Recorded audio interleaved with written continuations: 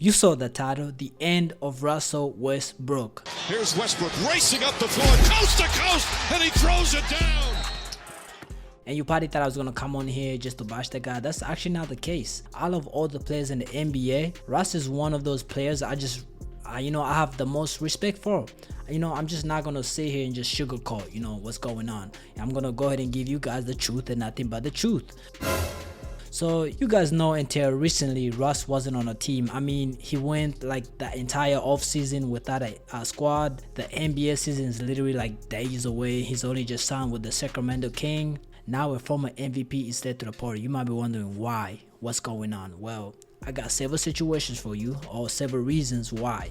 The first one being the LeBron and the Laker factor. Let's rewind. It all started when he went to the Los Angeles Lakers. I don't really want to fully blame one guy, but you know how this works. If you play with someone like LeBron James, everything is going to be about LeBron.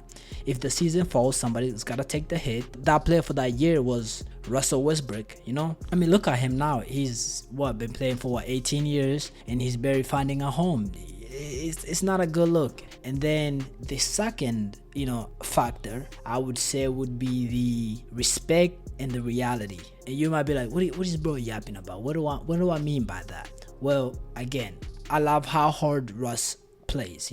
He's got a heart. He's always thrown down. He plays, he played his whole career like it was the last game. But reality check, in today's NBA, being a 6'3" league guard who can't consistently shoot threes, that doesn't cut it anymore. You're a liability on a team, and they sag you off. If you're not hitting 30+% from threes, you're in trouble. You're in trouble. You bound. Something's gonna happen.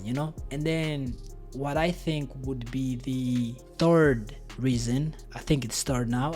Anyways, what I think would be the third reason now would be the mimification and the legacy hit. Again, it doesn't really make any sense when you just say it like that, but let me explain it to you though. I mean, bro got memed to death. You remember when people were calling him like Westbrook, Westbrick, Westbomb, whatever else. Even his kid getting hacked at school for stuff fans said. That's just next level, and that kind of messes up with the legacy.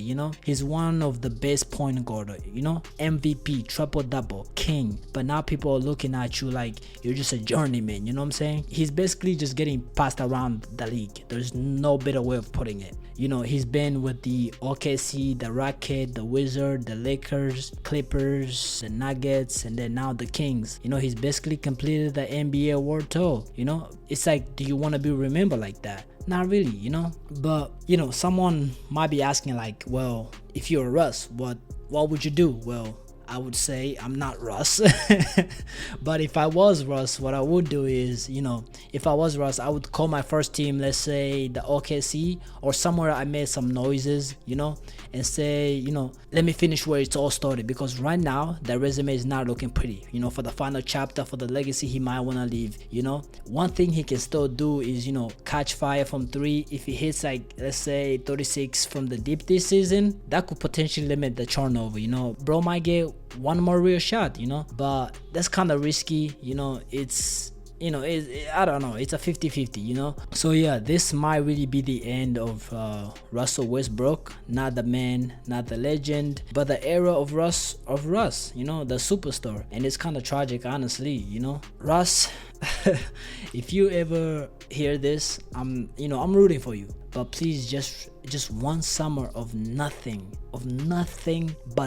but shooting threes. That's all. That's literally all. To everyone else watching, what do you think? Is Russ done, or does he got one more chapter left? If you respect Russ as much as I do, hit the like, subscribe, and I'll catch you guys next time. Adios.